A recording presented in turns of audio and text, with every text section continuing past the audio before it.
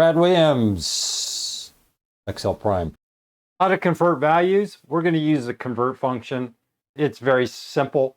The key thing here is understanding the conversion and the conversion rates.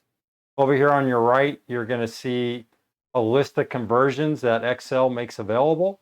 What you want is a starting number. Here we have 463 ounces. That has to be a set number. And what you want to do is convert 463 ounces into quarts.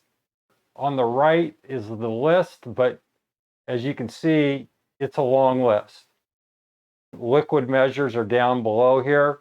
Quart is QT, that's what you use as your entry information. And we have fluid ounce, OZ, and you need quotes around text.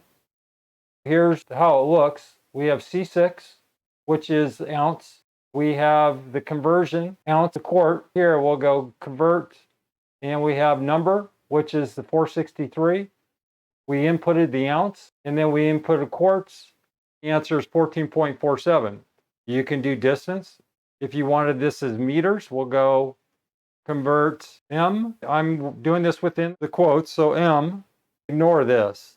And then go over to yards, 463, and clearly we need to change this. We want meter, yard. So 463 meters equates to 506 yards. Brad Williams, Excel Prime, thank you.